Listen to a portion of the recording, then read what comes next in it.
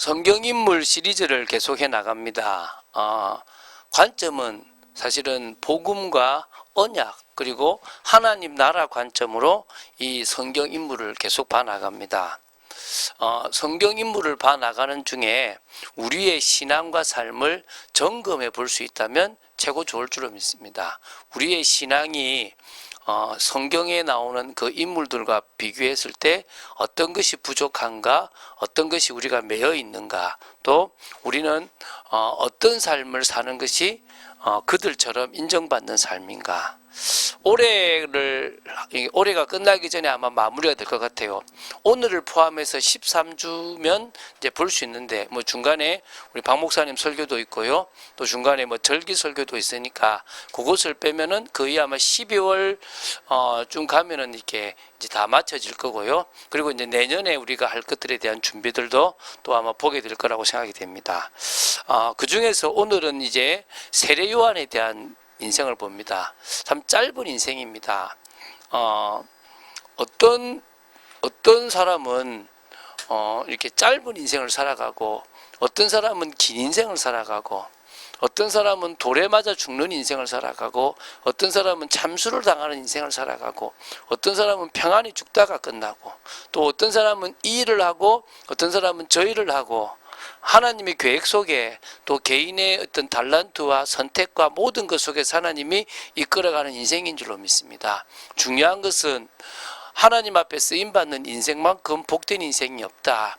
또 하나님의 뜻을 이루는 인생만큼 귀한 인생이 없다는 것입니다. 그런 의미에서 이 세례 요한 역시 하나님 앞에 귀하게 쓰임받은 복된 인생이고, 짧은 인생을 살아갔지만 여호와의 그 계획, 특히 메시아 그리스도의 그 길을 예비한 축복된 인생임을 봐야 될 줄로 믿습니다. 첫 번째, 특별했던 세례 요한의 일생에 대해서 보겠습니다. 요한이라는 이름이 많이 나와요. 세례 요한도 있고 사도 요한도 있고, 또 어떤 사람은 장로 요한이라고 또 요한 1, 2, 3세를 썼던 사람이 따로 있다라고 주장하는 사람들도 있습니다. 그래서 따로 이야기를 하는데 뭐 굳이 우리가 너무 많이 볼 필요는 없고요. 두 사람을 기억하면 돼요. 세례 요한과 사도 요한. 그 중에 오늘은 이제 이 세례 요한인데요.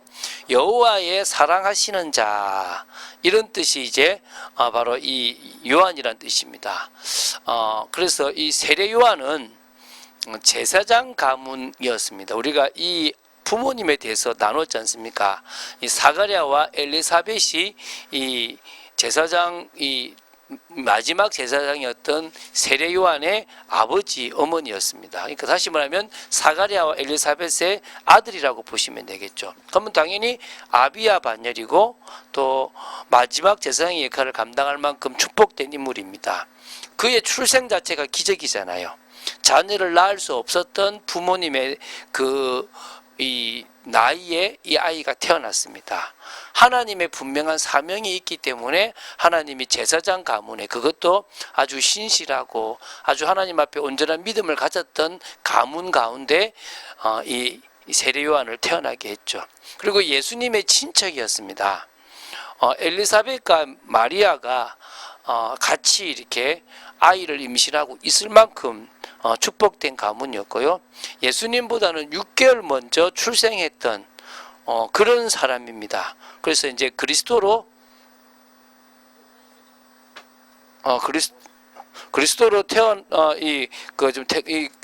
그리스도로 오실 예수님과 그 관련이 있는 그런 어떤 가문이라고 보시면 됩니다. 남다른 영적 비밀을 좀 가지고 있어요. 뭐 뱃속에서부터 성령 충만함을 받았다라고 볼 수 있으면 좋겠죠. 마리아가 예수님을 잉태하고 방문하러 이 엘리사벳의 집에 왔어요. 뱃속에서 이 세례 요한이 이 마리아가 오는 소식을 듣고요, 막 기쁨으로 뛰놀았다 그래요. 그래서 성령 충만 받았다고 봐야 되지 않겠나. 그래서 3개월 동안 엄마 두 분이서, 그러니까 엘리사벳과 마리아가 같이 이제 있는 동안에 그 3개월 동안을 같이 이렇게 은혜 속에 있었던 모습들이 있고요. 누가복음 1장 80절에 이렇게 나옵니다. 심령이 강한 사람이다라는 표현이 있습니다. 하나님의 능력이 세례 요한 위에 임하니까 심령이 강한 자가 되었다 그래요. 그래서 여러분, 심지가 견고하든 또 어찌 보면 세상에서 강하고 싶다면 하나님의 능력을 이 세례요한처럼 덧입게 되면 될 줄로 믿습니다. 사역을 감당할 때까지 빈들에 있었다고 누가복음 1장 80절에 나와요. 광야로 갔어요. 광야로 갔다는 것은요, 하나님의 음성을 들으러 갔다는 것이에요. 우리가 하나님의 음성을 들으러 광야로 가는 것보다 더 중요한 일이 없습니다. 그래서 지금은 광야로 간다기보다는 하나님의 성전, 그러니까 하나님의 은혜가 있는 예배당으로 나오고 또 가장 여러분들이 주님을 바라볼 수 있는 좋은 장소로 가서 하나님의 음성을 듣는 게 중요하겠죠. 이 세례 요한은 광야로 가서 하나님의 음성을 들었습니다. 그럼 광야에서의 삶이 오늘 이 마태복음 3장 4절에 나옵니다. 그가 입었던 옷이 낙타털옷을 입었다라고 그래요. 허리에 가죽띠를 띄었죠. 검소한 삶을 살았고 또 뭡니까? 정말 세상과 구별된 삶을 살았다라고 보시면 됩니다. 음식은요, 메뚜기와 석청, 어떤 의미에서는 되게 어떤 이렇게 경건한 삶, 또 이렇게 뭡니까? 좀 자신의 삶을 좀 이렇게 부유하게 놔두기보다는 조금 쳐서 복종하는 그런 삶을 살았다라고 보시면 됩니다. 그래서 이제 세례를 주고 중요한 일들을 하는데 그건 뒤에 볼 거고요. 결국 나중에는 헤로드 왕에게 죽게 돼요. 헤로드 왕에게 죽을 때 나이가 30세입니다. 왜냐하면 예수님의 사역을 예비했기 때문에 예수님이 사역하실 그때쯤에 이제 이 세례 요한이 죽었기 때문에 30세의 나이에 죽었다라고 보시면 됩니다. 감옥에 갇혔어요. 왜 갇혔냐 그러면 헤로드 왕이 동생의 아내였던 헤로디아를 아내로 취해요. 그래서 그것이 옳지 않다라고 이렇게 선포를 해요. 그래서 어떤 의미에서는요, 가장 율법에 입각해서 잘못을 잘못이라고 드러낸 인물이 세례 요한이라고 보시면 됩니다. 그것 때문에 감옥에 갇혔는데요. 헤로드 왕도 기분이 나빴지만 헤로드 왕의 아내가 되었던 헤로디아가 되게 기분이 나빴던 거예요. 자신은 자신의 남편보다는 자신의 남편의 형이었던 헤로드 왕과 결혼하는 것이 더 자신의 인생에 좋다고 생각했기 때문에 그것을 받아들였거든요. 그렇게 이제 쭉 두고 있다가 헤로드 왕의 생일이 됐을 때 자신의 딸이 이제 춤을 추거든요. 그때 헤롯이 너무 기뻐가지고 소원이 뭐냐라고 이야기했을 때 요한의 목을 요구해요. 그때 결국은 헤로드 왕이 좀 죽이기를 꺼려했지만 자신이 말했던 말이 있으니까 이 세례 요한을 참수해서 그 목을 이렇게 쟁반에 담아서 헤로디아에게 주는 일이 있습니다. 죽음의 의미가 뭐냐면 요한의 죽음으로 말미암아 율법의 시대가 끝이 나고 이제 복음의 시대가 시작되는 겁니다. 그래서 요한복음 3장 30절에 이런 말을 합니다. 그는 흥하여야 하겠고 나는 쇠하여야 할 것이다 라는 표현을 해요. 그래서 어떤 의미에서 마지막 제사장으로서 예수님의 머리, 그러니까 세상 사람들의 머리에 그 안수하고 예수님의 머리에 안수하여 세상 죄를 지고 가는 예수님에게 모든 죄를 전가하고 나서 그는 사라져 버립니다. 그게 이제 그들의 이 세례 요한이라는 사람의 특별한 인생이죠. 저는 성경 인물을 쭉 보면서 길게 살았던 인생, 짧게 살았던 인생, 그냥 세상적으로 살다가 은혜 받고 쓰임 받았던 인생, 참 많은 다양한 인생들을 봅니다. 그 중에 나는 어떤 인생에 들어가는가, 나는 어떤 인생을 살고 싶고 내 인생을 어떻게 마무리할 것인가 생각을 해볼 때 세례 요한의 이 짧게 갔던 이 인생 역시 정말 귀한 인생이고 복된 인생이라는 생각을 제가 해보게 됩니다. 여러분들의 인생이 어떻게 살아갈 것인지에 대한 부분들을 한번 고민해 보시고요. 하나님이 인정하시고 하나님의 계획 속에 인도받고 있는 인생이라면 여러분의 인생은 복된 인생, 정말 귀한 인생, 하나님을 기쁘시게 하는 그런 인생이 되어질 줄로 믿습니다. 저는 그런 의미에서 오늘 짧은 설교라도 이 세례 요한이 살았던 인생이 참 귀하다는 생각이 듭니다. 그럼 세례 요한의 사명에 대해서 한번 보겠습니다. 지금 두 번째인데요. 성경이 증거하는 세례 요한의 사명을 구약에 두 군데가 나와요. 첫 번째가 이사야서입니다. 이사야서 40장 3절에서부터 5절에 보면 이렇게 나옵니다. 광야에 외치는 자의 소리가 있대요. 그러니까 어찌 보면은 누구요? 그 요한은 광야로 갔죠. 광야에서 하나님의 음성을 듣고 그 음성을 듣고 외쳤으니까 또 주의 길을 예비하고 그의 오실 길을 곧게 하라고 하는 인물이 바로 이 세례 요한입니다. 그래서 그 일을 위해서 회개하라고 외치고 회개의 세례를 주게 되는 거죠. 모든 것을 평탄하게 해요. 골짜기나 산이나 언덕을 험한 것들을 다 평탄하게 해요.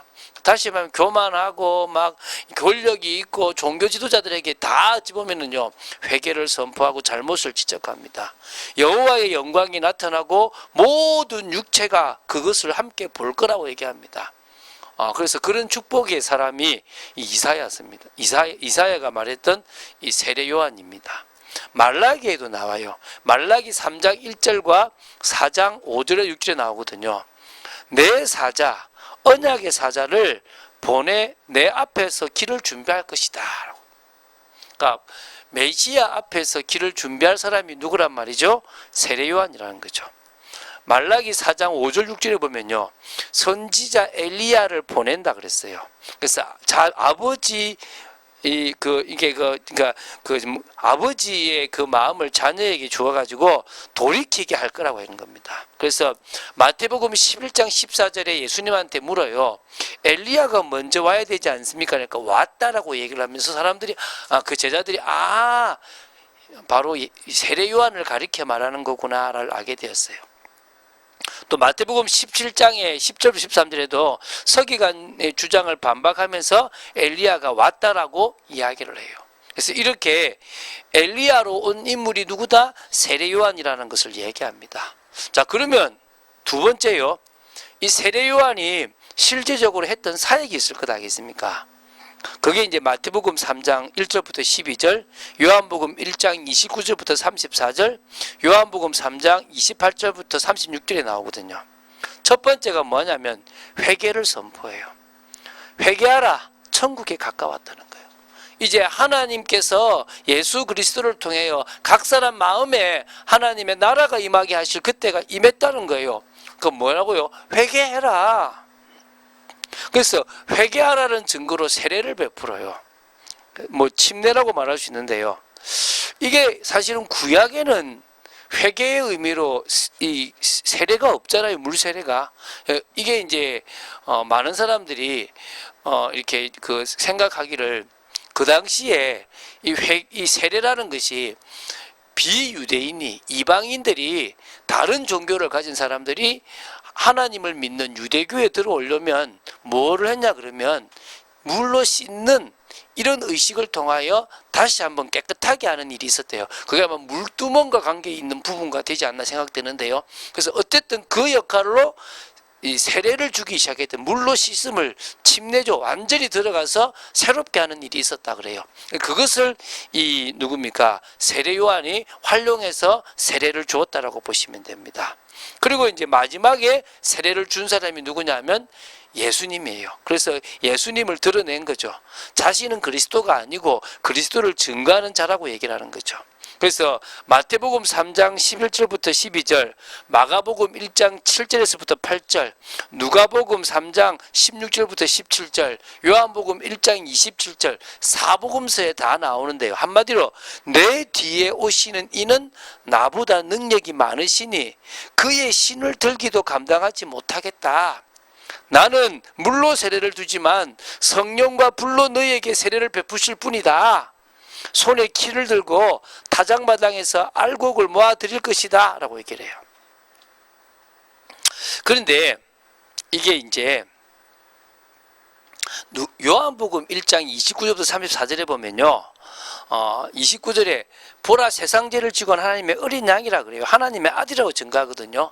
근데 이 사도 요한이 그렇게 표현해요. 뭐라고 하냐면 세례 요한도 사실은 정확하게 그리스도가 누군지를 몰랐다는 거예요. 물론 어렴풋이 어머니나 또 마리아를 통해서 이제 뭡니까?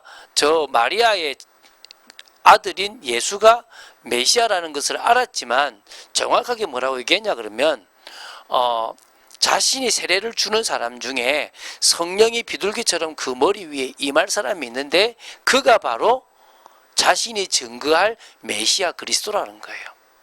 그러니까 어찌 보면은 다른 성경에는 예수님이 나왔을 때 내가 어떻게 당신에게 세례를 줍니까? 라고 이야기가 나와요. 그 말이 맞죠. 그러나 진짜 이분이 맞는지 아닌지는 사실은 어떻게 한다고요?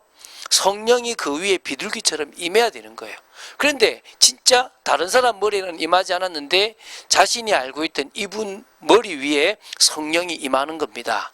비둘기같이. 그걸 통해서 이분이 바로 세상 죄를 지고 갈 하나님의 어린 양이라는 것을 증거하게 되죠. 자, 요한복음 3장 28절부터 36절에 다시 한번 그런 얘기를 합니다. 나는 그리스도가 아니다. 나는 그리스도를 증언할 자다. 그는 흥하여야 하고 나는 쇠하여야 할 것이다. 아버지께서 아들에게 만물을 다 손에 주셨으니 아들을 믿는 자에게는 영생이 있고 순종치 않으면 진노가 임할 것이다 라고 마지막에 선포를 해요. 끝까지 예수 그리스도를 전파하고 가요. 그래서 세례 요한에 대한 예수님의 평가가 마태복음 11장 11절에 나와요. 뭐라 나오냐면 여자가 낳은 자 중에 세례 요한보다 큰 이가 일어남이 없었다 그래요.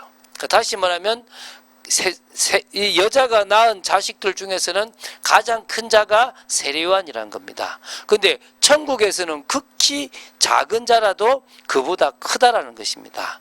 그러니까 구약의 모든 선지자 중에서 가장 위대한 자고 사람이 낳은 사람 중에 가장 크지만 그리스도의 복음을 듣는 신약시대의 성도보다는 작죠. 왜?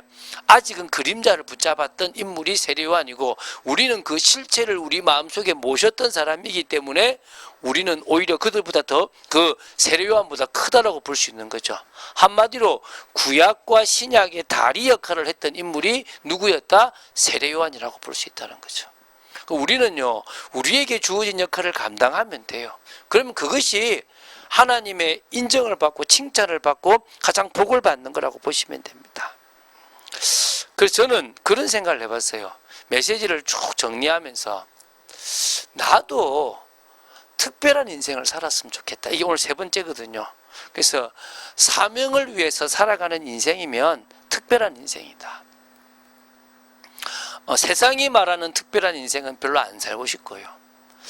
이번에도 지금 계속적으로 지금 몇 주째 거의 뭐 한 달 이상 계속 이게 수지에 있는 어느 교회 한 교회에 대한 이야기들이 지금 한국 교계에 꽤 이슈가 되고 있고 또 제가 아시는 분이 저 일본에 있을 때부터 그 목사님의 설교를 되게 좋아했고 이 목사님 참 커질 분이다.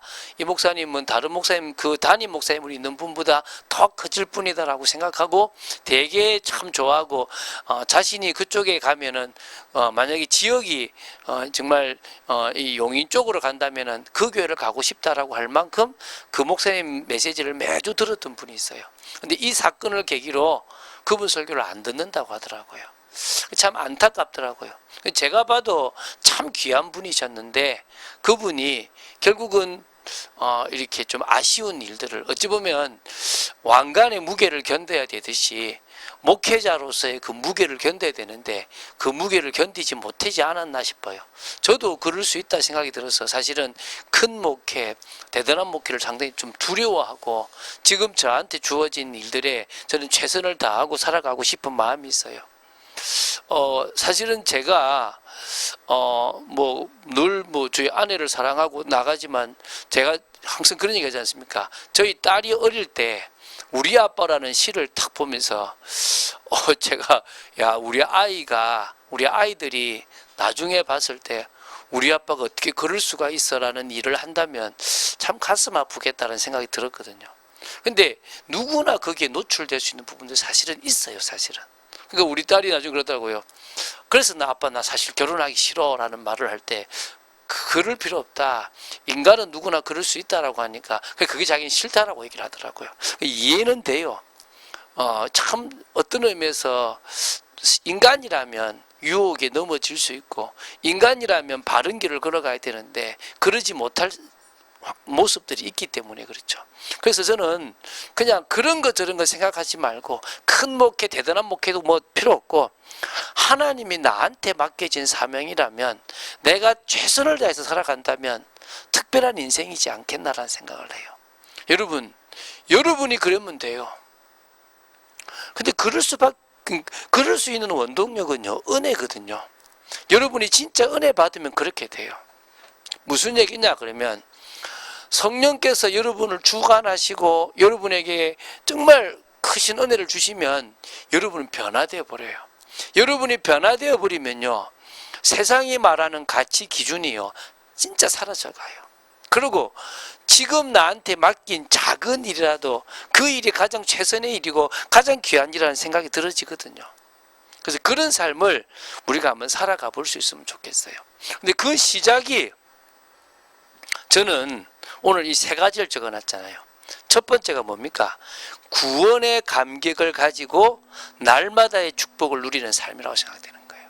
그러니까 한마디로 사도행전 2장 1절부터 47절에 처음 120명의 사람들이 교회라는 것이 태동되는 그 상황에서 받았던 그 성령의 특별한 은혜처럼, 꼭 그런 은혜가 아니더라도 우리 개개인에게 임하는 그런 성령의 역사와 은혜가 있다면 우리는 뭡니까? 제대로 된 시작을 했다는 거예요. 이게요, 참 경험하기 어려워요. 저는 지금 더 경험하기 어려운 시대라고 생각이 들어요. 너무 문화가 발달돼 있고 너무 좋은 것들이 많아서 사실은요, 경험하기 어려워요. 어찌 보면요, 세례 요한은요, 그런 세상인 걸 알기 때문에 광야로 갔어요. 뭐요? 그것을 다 뿌리쳐버리고 그것이 없는 광야로 가버린 거예요. 어떤 의미에서는요, 우리가 하루에 스마트폰이나 이런 문화를 아무것도 즐기지 않는 우리만의 그냥 하나님을 바라보는, 그냥 말 그대로 원시 시대에 가는 것처럼요, 딱 단절해버리는 시간이 필요한 거예요. 뭐만 체험하는, 영적인 하나님을 체험하는 은혜로 들어가는 시간을 가져야 될 줄로 믿습니다. 그런 시간이 날마다 어디서든지 시작될 수 있다면 그것만큼 좋은 것이 없습니다. 그것만큼 귀한 것이 없습니다. 그래서 여러분 부탁드립니다. 구원의 감격을 가지시기 바랍니다. 저도 잊지 않으려고 그래요. 그런 말이 있잖아요. 무슨 말이 있냐 그러면 이런 말이 있어요. 한마디로 말하면 물에 빠진 사람 건져내주니까 보따리 내놓으라는 식이 있어요. 그런 경우들이 꽤 있거든요. 우리가 구원받은 게 너무 감사한데 하나님 구원했으면 내 인생 책임져야죠 라고 하는 사람들이 있다는 거예요. 하나님 이거 들어주셔야 될 거 아닙니까? 왜 내가 이렇게 살아야 됩니까? 라고 얘기하는 사람이 있어요. 구원했으면 책임져야지 라고 얘기하는 거예요. 저는 그럴 때마다 되게 좀 황당해요. 하나님이 우리를 구원해야 될 책임이 있지는 않거든요. 또 우리가 구원받은 것보다 더 귀하고 값진 것이 없다라는 거예요. 무엇이 귀합니까? 여러분이 물질이 많고 구원의 축복 못 누린다. 여러분 어리석은 겁니다. 여러분 세상적으로 잘 나가는데 구원의 축복 못 누린다. 어리석은 겁니다. 여러분이 진짜 복음 속에 있다면 구원의 축복을 누려야 될 줄로 믿습니다. 구원의 감격이 있어야 됩니다. 그것을 날마다 그 속에서 가장 귀하게 누리는 게 날마다의 축복입니다. 날마다의 축복입니다. 날마다 그 축복, 그 은혜를요 나눌 수 있는 여러분 되시기 바랍니다. 어디에 있든지 가장 겸손하지만 당당하고, 가장 그 삶의 그런 세상 속에서 조화롭지만 가장 유일성의 답을 가진 사람들로 서게 되길 바랍니다. 여러분 특별한 인생을 살고 싶습니까? 그러면요 매일 기도 응답의 축복을 누리는 삶을 살아갑시다. 뭘 달라고 했는데 받았다 이 말이 아니라 매일 강단의 말씀, 주일에 선포된 강단의 말씀을 가지고 오늘도 주님이 주인된 인생을 살기 위해서 기도하는데 조금씩 그 말씀이 내게 살아 움직이고, 그 말씀 붙잡고 기도했는데 내 삶에서 또 다른 깨달음과 또 다른 응답들이 계속 오는 삶, 그러면서 그 삶을 향해서 결단하고 헌신하는데 하나님이 문을 여시고, 하나님이 환난과 핍박 속에서 여러 갈등 속에서 그것을 풀어가시면서 언약을 성취하고 사명을 감당할 수 있도록 응답해 주시는 그런 삶, 한마디로 주님을 대신해서 살아가는 삶, 그런 삶을 살아가시게 되길 바랍니다. 사단은요, 그것을 방해해요. 사단은요, 여러분의 인생을 그냥 의식주에 매여 살아가는 인생, 여러분의 삶을요, 세상 사람들처럼 똑같이 고민하거나 갈등하는 인생으로 만들어버려요. 바뀌는 건 여러분의 결단이 필요해요. 여러분, 건강 문제가 오면요, 거기에 신경 써요. 경제 문제가 오면 거기에 매여요. 자식 문제가 오면요, 온 신경이 집중이 돼버립니다. 뭘 할지 몰라요. 그래서 우리는 뭐 해야 됩니까? 할 수 있는 대로 건강 문제도, 경제 문제도, 자녀 문제도, 미래 문제도 다 주님이 해결하실 거라고 믿고 오늘은 주님의 일을 하겠다라고 나아가시면 돼요. 그것을 놓고 기도하시면 돼요. 여러분, 그냥 눈 뜨고 막 정신없이 막 회사 가고 또 막 일하고 정신없이 있다가 저녁 되면 참 뭐 했지 싶죠. 그 조금 나아요.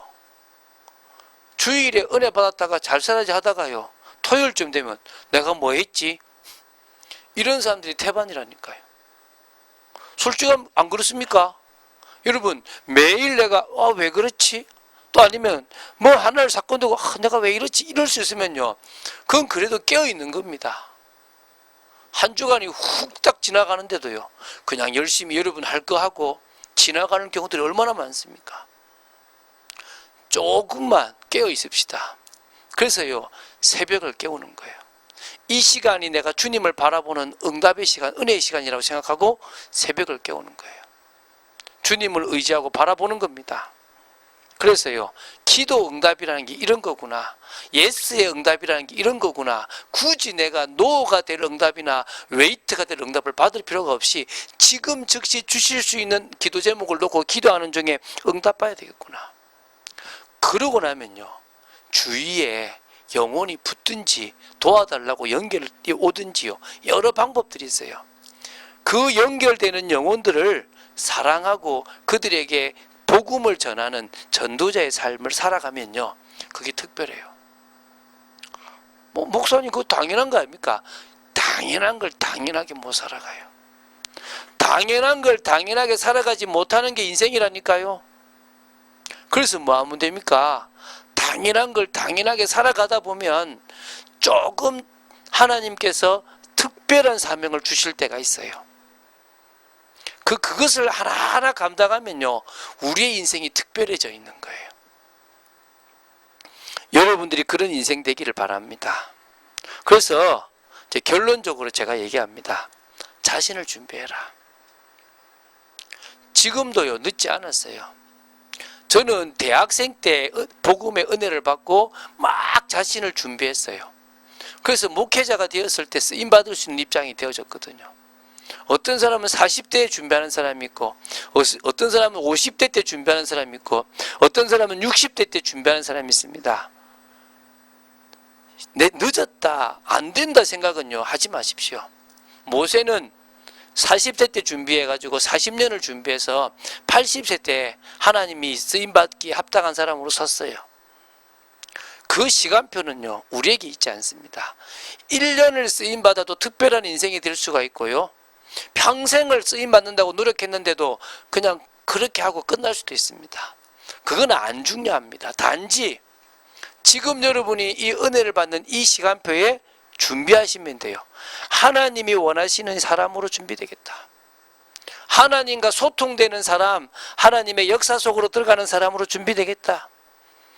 이 시대, 이 세상에서 하나님이 나한테 맡기시고 교회에서 이루어질 그 사명 감당하는 사람으로 서겠다. 그러면 돼요. 그 일을 하나하나 감당하면 어느 순간에 세례 요한과 같은 인물도 될 수 있고, 바울과 같은 인물도 될 수 있고, 다른 인물도 될 수 있는 것입니다. 저는 어떤 인물이 되든 중요치 않습니다. 물론 제가 이제 케냐 선교사님하고 대화한 중에 케냐 한 번씩 와야죠. 그러니까 내가 자신이 안 생기더라고요. 왜냐하면 너무 멀어요. 너무 힘들고 그냥 물질로 도와주면 안 됩니까? 라고 얘기하는데 주님이 가라면 가야죠. 주님이 더 먼 곳을 가라면 가야 되고 주님이 더 힘든 일을 하라면 해야죠. 그게 뭐 대수겠습니까? 뭐 힘들지만 그러나 제 마음에 주님이 나를 쓰시려고 할 때 내가 딴 것 하고 있지만 않으면 좋겠다는 생각이 들어요. 주님이 나한테 사인 주는데 싫어요라고 또 전혀 캐치 못하는 어리석은 인생은 살지 말았으면 좋겠습니다. 그런 축복의 삶을 살아나가게 되기를 주 예수 그리스도 이름으로 축원드립니다. 저는 기도하겠습니다. 주는 그리스도시요 살아계신 하나님의 아들이심을 고백합니다. 말씀 따라가는 축복 속에 있는 저희들 되기를 원하며 아버지 하나님의 계획을 따라 인도받는 귀한 인생 되기 원합니다. 아버지, 세례요한의 인생처럼 특별한 인생이 아니더라도 저희들에게 맡겨진 작은 일이라도 감당하고 기쁨으로 감당하고 또 하나님 앞에 드려질 수 있다면 언젠가 우리들의 인생이 사명 위에서 살았던 특별한 인생이 되어질 줄로 믿습니다. 오늘도 우리 자신을 준비하고 하나님이 쓰실 때 아멘, 제가 여기 있습니다. 저를 사용하십시오 라고 고백하는 믿음의 사람으로 서기를 원합니다. 역사하여 주시옵소서. 주 예수 그리스도 이름으로 기도드립니다. 아멘.